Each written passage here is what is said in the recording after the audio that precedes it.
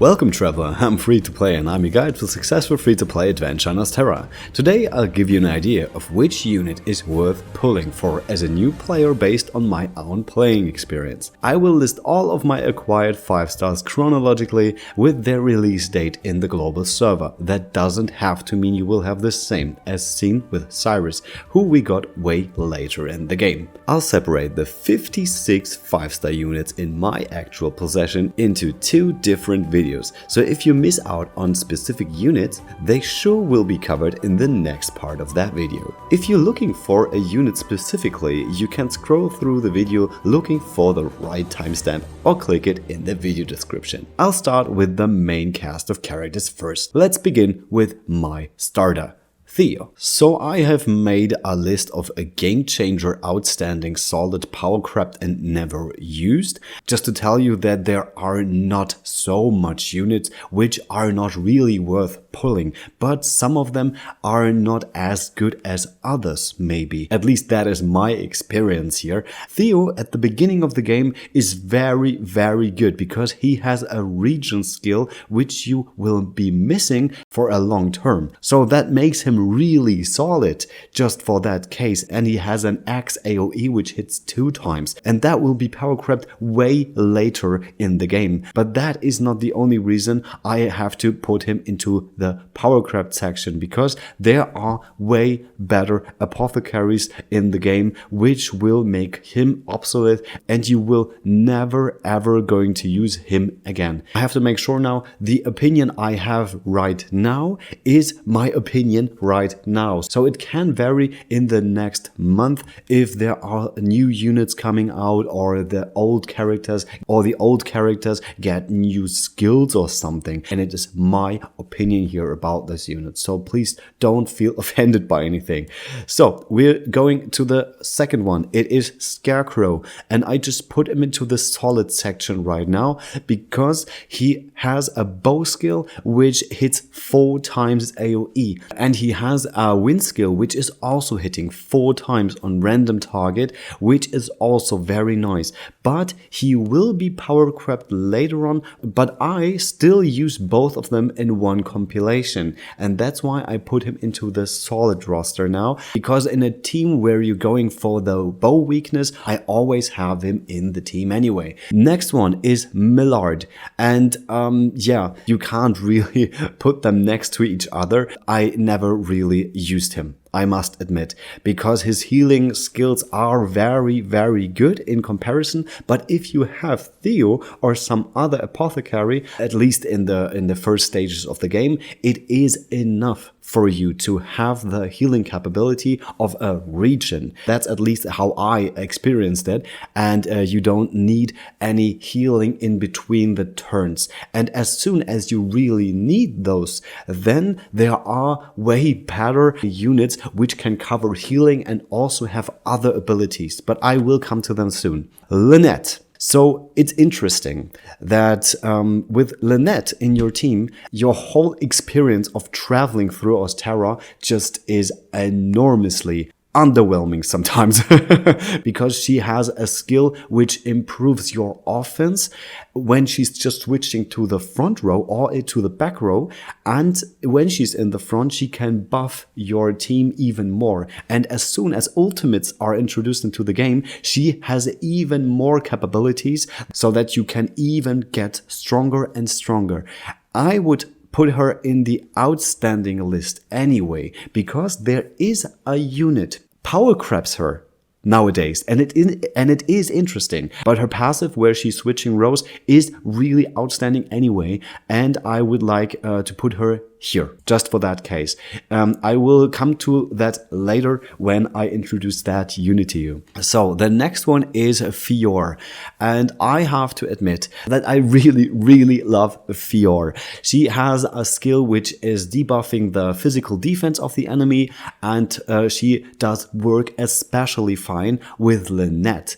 because she has a skill which makes her stronger for the first 3 turns of the battle, and that is extended when Lynette is switching around. You can extend this, you can extend the turns by other accessories too. I will make a video about that in the near future, but she is also power crept, but not as fast. But I will still put her in the solid roster because I don't use her as much now as I did in the earlier game. And Gilderoy is someone who I didn't use that much in the past because I was not used to use tanks, I must admit. I am more into damage dealing and healing in between and that stuff. And if there is some character damaged, then yeah, it's fine. But I didn't need a tank. I needed a tank way later in the game, and his tanking ability is really amazing, and there are also units which can make him even more powerful. He's not the most outstanding tank there is, but he is very good. So Viola, she is the queen of debuffing, and I still use her a lot. Really a lot. She has the capability to decrease the offensive, elemental and physical wise of your enemy, and she can debuff the physical defense of your enemy and nearly caps that. And she can also break a lot of shields of all your opponents, and that is just amazing. And this unit has not been power crept even now when we have so much more units introduced in the game. So I would put her into the outstanding and close before the game changer roster because she is really that good. Put her here because Lynette is also standing there, and that's why I just added her. Okay, next one is Sofia, and I have to say, Sofia is a really amazing ice unit, and I can't imagine having an ice team without Sofia. So with her alone, you can cap the ice resistance down of an enemy all by herself, and she has really strong moves, which only target one enemy at a time, and that can be really good at some situations. And for that single purpose, for exploiting ice weakness, she is outstanding. But she's not that good in comparison to other teams where you can put her, and that's why she's only landing on the solid list. So these were the 8 starting characters now, and now we're beginning to pull from the banners. And the first unit, which is not one of the starting characters, is Tressa. And Tressa is really amazing. I just have to say that I loved the sidestep from the original Octopath Traveler game, and that skill is still one of the best skills in the game. And she has also skills where you can benefit from when you can exploit the pole arm weakness, and therefore she has also a very special place in my heart. I used her so much in clearing very difficult content.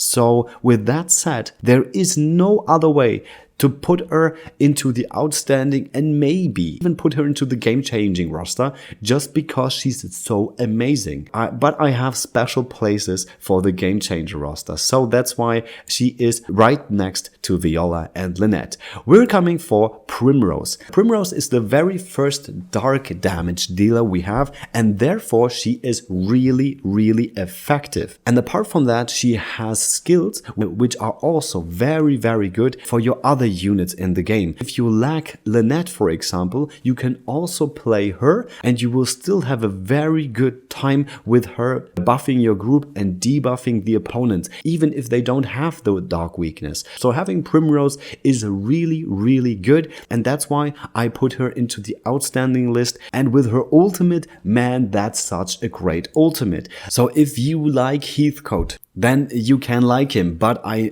must admit I never used him. I think I spooked him in another banner way much later in the game. At that time, I had so much other thieves.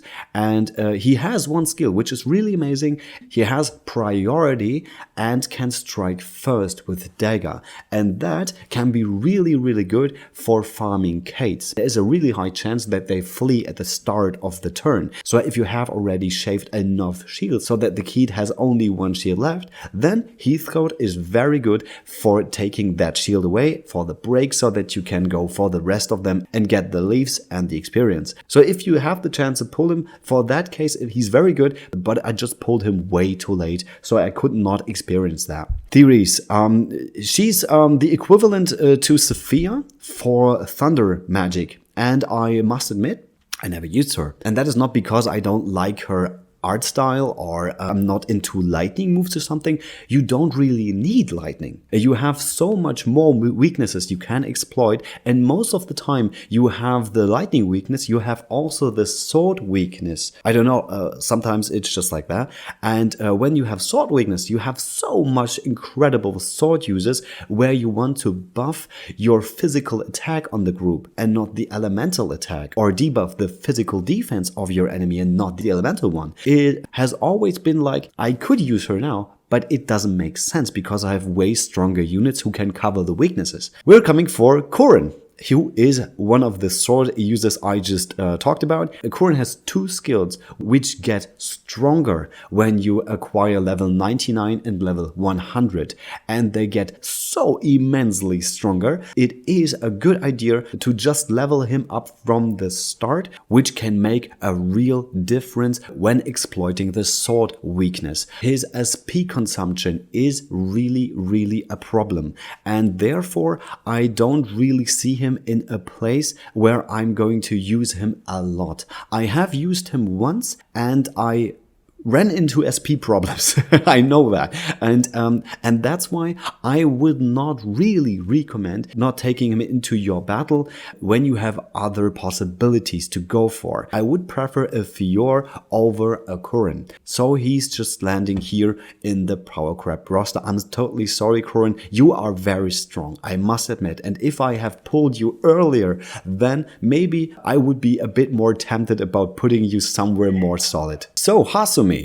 She is one of the units I was talking about earlier as I talked about Millard. So Hasumi has a healing capability, but she can also buff the physical defense and elemental defense of your whole front row. She can make the front row regain SP over the course of the battle, and she has a very strong light skill. Her passives are not that good into making her light moves stronger, but she is a very fast unit, which made her very good for a few late game battles where I needed to use her because she was the most promising unit I could find. So with her in your roster, you can have one of the best healers and defense buffers there is, and having a good SP recovery over the time is always a plus. So we're coming for the third original Octopath Traveler. It's Hanit.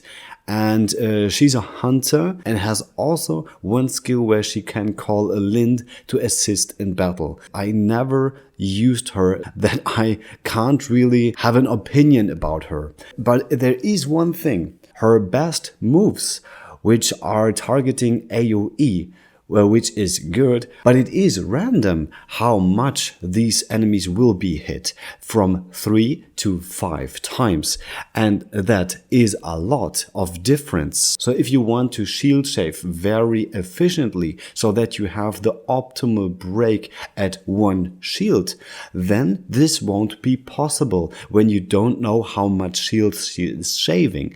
And she has also one skill where she can hit once more when normally attacking, and this is not guaranteed to happen. You can't really take that into account, and that makes her worse in my opinion. So the first arena champion, Tikilen.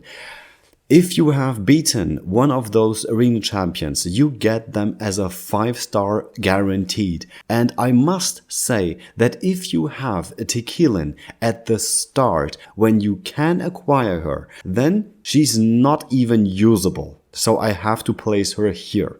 But as soon as you get the so-called fortune weapons, because wind attacks are her main objective and sword is just her, she's using a sword to cast her elemental attacks like that, then you can twist that around that she has more elemental attack than she does as a warrior type. So that way around, her elemental attacks are very, very powerful. So for that case in particular, she is one of my best wind units.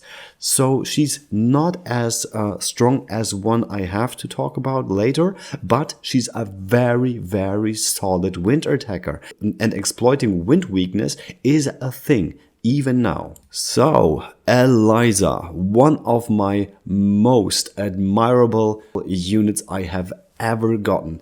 She is the one you just want to put behind Cyrus or any other magical attacker. For example, behind Tikilen, because that way, if Eliza is at full HP, the front row gets 20% elemental attack up, and that is really, really amazing. And if she is in the front row, she can also cure the whole front row, she can debuff the elemental attack of the enemy, and she can do very solid light attacks. And it's the same with Tikilen. If you build a fortune weapon, especially for Eliza, because she's also a warrior type, and she can use her light attacks more efficiently, then she can be a very, very useful light attacker too. So because she fulfills two roles, I must admit, she is very good placed in the outstanding list. And there are a lot of enemies with a light weakness you really have to counter with, and I would take Eliza into the battle for sure. So we have spoken about wind and light and Odette. She can cover both of those elements. She's the first one who has two elements in only one kit, and she supports both of them very, very good. She is taking down the resistance of the enemy regarding the wind and the light resistance, and she has very strong skills where she can nuke both of those elements, or she can hit AoE 2 times in a row.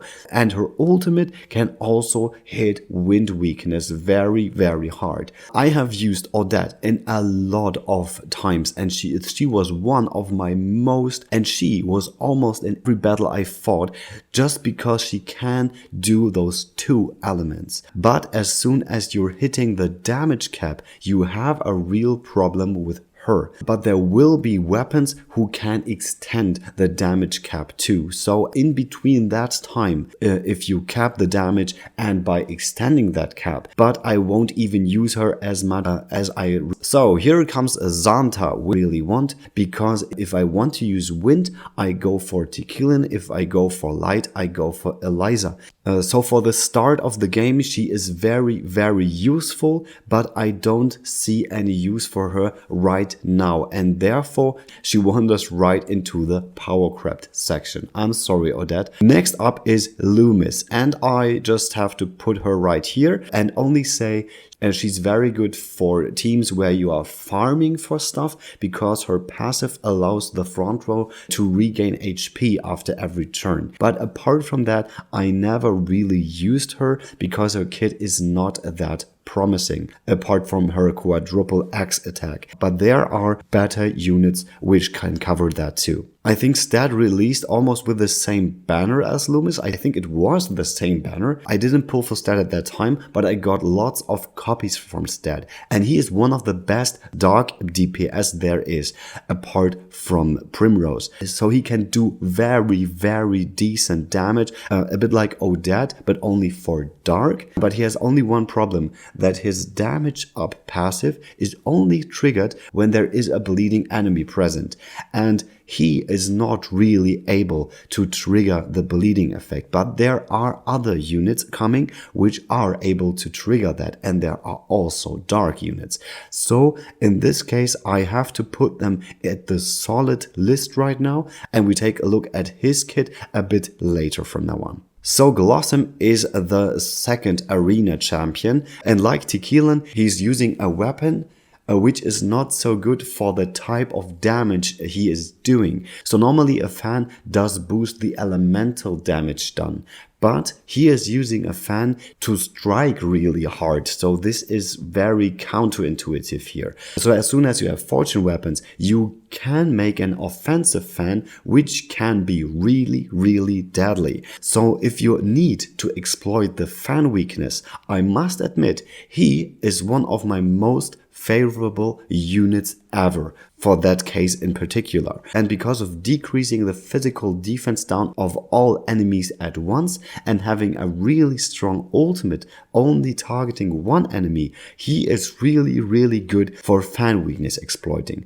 So I put them in the outstanding list right now. So I got 3 of the Bravely Devout collab characters, and Elvis you will get 2. He starts at the 3-star and you can class him up until he is a 5-star. But that is a process which can take very, very long. I have invested so much time in Elvis that I thought I will take him into battle way more. He is very good in lightning damage dealing, like Therese is, but more for AoE, and he's more for single target. And he has also a skill where he can heal one of your units, which no scholar could at this point of the game. So he can be very good and promising, but I have already said that maybe you have units which can do more damage against another weakness this enemy has, like sword for example, which most of the enemies have a weakness too. So I put him right next to Therese, but I also have to say that his A4 accessory was the first one I ever got, and it is a very good one. So it is worth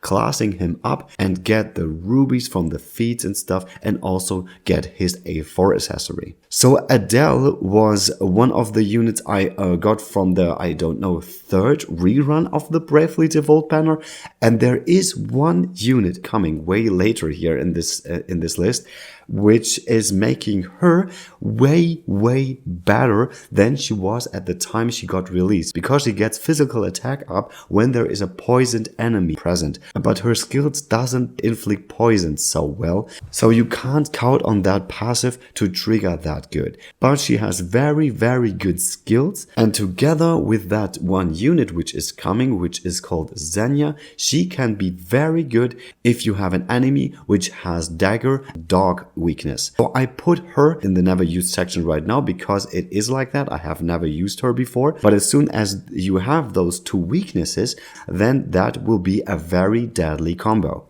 I have used Agnes very often at first, and she was the one I have used instead of Theo, because she has also the regen ability, which is only triggered on the full front row if you use full BP, but that's what you do when you use a regen. You want to have that lasting as long as possible, and she can revive your units, she can deal light damage, and she can deal 2 times wind damage. So she has very mixed skills, so you can bring her up in very mixed situations. So I would put her in the outstanding list, but nowadays she also got power crept again, and that's why I put her here, because there will be units coming which are way better at certain situations, but I will cover that later again. Cardona. I just put her right next to Tressa onto the outstanding list. Tressa and Cardona were the optimal combo I have used for clearing lots of difficult content on this game, because Cardona can taunt onto someone. And not only taunt on herself like every other tank can, but Tressa can't. Then you can do the sidestep with Tressa and evade lots of physical attacks incoming, which is very neat. And she has one taunt which gets priority and also heals that unit. So that is very amazing. She is also a very decent polearm user and can use ice attacks 2 times on all enemies and 4 times on random enemies. And that was very special at this state of the game. So Tressa and Cardona have a very special place in this game. So they will be in this constellation for a long time, even if I didn't use them in the last difficult battles I have cleared. The third tourney champion, Varkyn.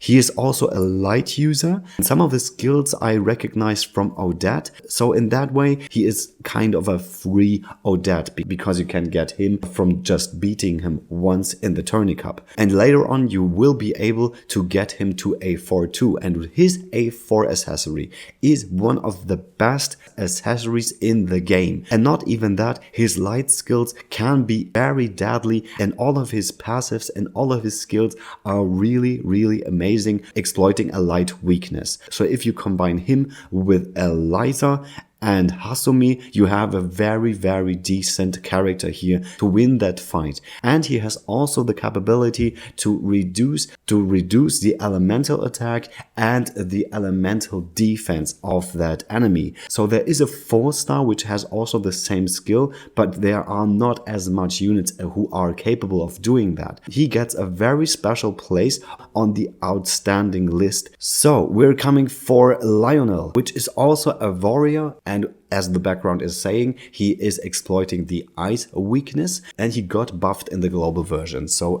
every other server may profit from that too, as he is single targeting one enemy with 3 ice attacks at once, and he has very strong sword attacks, and with his ultimate he can even taunt the enemies onto him. And one more thing, his triple sword attack is also debuffing the enemy's physical defense. So he has very mixed skills, which if used on the right place can be very efficient, and I really need to place him in the solid roster even if I don't use him that often. So here comes Zanta, which is connected to the story of Hanit, who has also one pet, who also strikes weaknesses, dagger 2 times and fan on all enemies. So he can hit bow, he can hit light, also inflicting blinding by chance. Which unit is capable of doing something like this? So he is the reason I didn't put Scarecrow in the outstanding list, because one of his skills is hitting 5 times with bow, and this is a very strong skill, and he is boosting his bow damage by 30%, so he is capping his bow damage with one of his passives, which Scarecrow doesn't. Dagger and fan are also capped right from the start. So with all these capabilities, he has to be put in the outstanding list, and he's even close before being a game changer. But that unit, which I will cover now, is one of those game changers. It is Therion. He is the reason a lot of people on the global server said this game is called Therion of the Continent. But why is that? He has this passive where if he uses 3 BP, so max BP, he is doing that skill which he is doing twice in a row, with the second skill not taking any SP from him. And he has one skill which is called Hellfire, which can cause paralysis and is targeting all enemies and is shield shaving anyone, not regarding the weaknesses. And if used with that passive, you can reduce 4 shields of all enemies. And not even that, if you use his triple bite, which is a triple dagger attack, he can shave 6 shields of an enemy which is weak to dagger, and he can steal HP from the opponent, he can steal SP from the opponent. So with all those capabilities, he is just enormously powerful. And if you're building one particular roster for that battle or that battle, it always comes to my mind taking Therion with me, even if the enemy isn't weak to dagger at all. So that says a lot. But he's not the only one being a game changer. Alfyn is too. Alfyn also being one of the original 8 Octopath Travelers. He has one skill where he is replenishing up to 4 BP at max boost from the full front row. So if you have, for example, Therion in the same row, giving Therion one more time of doing his double skill attack, can do really high damage in those 2 turns. And there are way more units which profit from him being in the team just to have that one more BP and attack with full BP in the second break turn. So he can can use that skill only twice in battle, but most of the time you only need one of those, maybe two. Apart from that, he can go for one single enemy with 4 times axe attack and 4 times ice attack. And he also casts Regen on the full front row, while also boosting the resistance to fire and ice attacks. So Theo was also giving wind resistance while getting the Regen onto everyone. So that skill in particular is good for one single fight I come up with right now, where Alfyn wouldn't be the best idea. But apart from that, Alfyn is just enormously powerful, and he can also revive units and whatnot. So there are still more things he's capable of. So these 2 units are really amazing. The 4th of the arena champion, and Ri'tu has also a very special place here on this list, because she's able to do one thing which Hanid was not able to do. She hits one more time guaranteed. That way you can count on her doing 5 consecutive dagger attacks in a row at full boost. And apart from that, she is boosting her dagger damage at full HP, and she has a very strong dagger attack, and her ultimate is even stronger. So if you're planning to do a dagger compilation, that unit will come to your mind every time when building such a team. Apart from that, she's not very useful for other battles, so she is just solid here. Nicola, she is the main resource for farming stuff in this game, because her ultimate giving back a lot of SP in the front.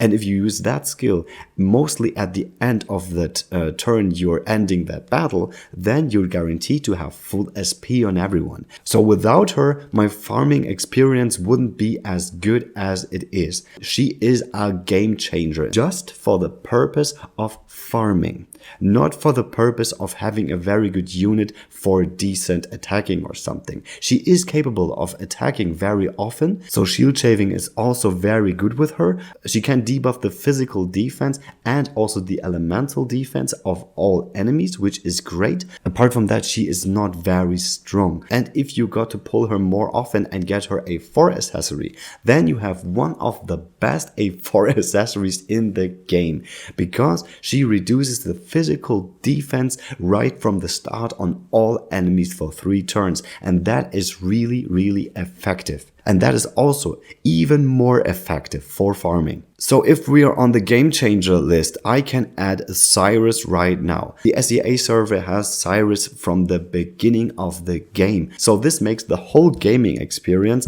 a lot better now with that special unit. So he is capable of doing 3 elements, not 2 like Odette was. He is able to do 3 elements, and that makes him so enormously versatile, and all his elements get boosted by his passive. And if he uses his focus skill, he can boost his own damage even more, which makes him even better. So I use him a lot if I'm going for ice weaknesses together with Sofia, or if I'm going for fire weaknesses, where I'm pairing him with Lynette or Therion, for example. So without a doubt, he's a very good unit you should go for. So we have Harvey or Holly, I can't even remember his name, and that's because I never used him. He has a wind skill which is targeting one single enemy 4 times in a row, which even Tikilen is not capable of, but I would prefer using Tikilen anyway because of all her skills which she can do, and he is like a very bad defensive copy of Lynette, but I pulled him very late in the game, so I can't really tell anything good about him. Gertrude, the 4th arena champion, is a very strong axe attacker, and for that case in particular, she is very outstanding. But there will be other axe attackers which you could take into the battle instead, and that makes her very less used. And I must say, most of the time I could use Gertrude. The enemy had like ice weakness or dark or wind weakness, and then I just saw, okay, then I am concentrating on elemental attacks anyway, and I won't go for axe now. So she is very power crept by a lot of units. And that is a pity, because that arena fight was so enormously deadly, and I was so happy that I finally acquired her as a playable character. But I think I won't use her that much in the later game. But let's see about that. Molu. I have talked about Cyrus being a fire attacker, and I wanted to use more fire units with him together to build a strong fire team, and there she is. Molu is a very, very effective fire attacker who is also able to decrease the fire resistance down, and she has one skill which gives her priority when she is using 3 BP. And she is also a scholar like Cyrus is, and there is one battle in particular where it is a good idea to take her into the battle, even if that enemy doesn't have fire weakness, but she has tome weakness. And with that priority, you can outspeed that enemy, and that is a very interesting thing because she has so much speed. So for that battle alone, she is a very good unit to bring, and apart from that, she's a very strong fire unit, which always takes place in my fire compositions. But apart from those two cases, she is just a fire unit. Her skill makes her very outstanding, but in the later parts of the game, you can say, okay, I want a faster Cyrus, or I want a faster Therion, or whatever, and that way you can break with the unit you want to have a breaking effect, which is occurring afterwards too with A4 accessories. So you don't need Molu for breaking that much. So I would put her in the solid list anyway. So we have Ophelia and Olberic, who have been released on the same day in the global version, and I only pulled Olberic but way later, and like maybe 2 or 3 months ago I also pulled Ophelia once, and I must say that she is so damn good for particular situations in a battle, and I can't really say that I could win those battles without Ophelia. So she kind of is a must-have, and finding workarounds to don't use her is very hard and time-consuming. So if you only pulled her once, you will have a very good life in that game, because she also has an ultimate later on where she can revive all units. And so if every of your unit is laying down, you can get them up and you can turn the battle around with only one of her skills, and that says something. So she is a very outstanding unit which you can bring in lots of battles. I must say, I don't use her that often, but she is so good that when I use her, she is viable to the strategy. And Olberic, who also released on the same day, is not on the same list, which is very disappointing because he was my favorite unit in the first Octopath Traveler game. But there was one single situation where I found him very, very necessary for beating one enemy in particular, and it's that tanking ability of his.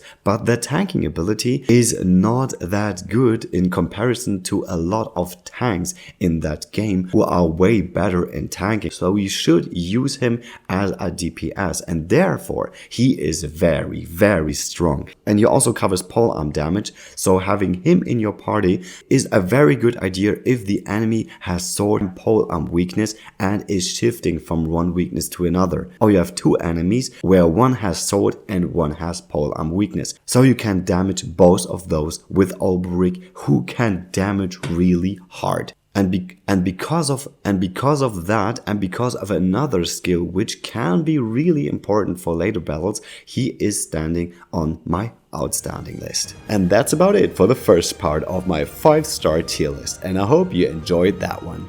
If you do, I'd really appreciate a subscription if you didn't already, and give thumbs up to this video if you liked what you've seen. See you next time, you're free to play.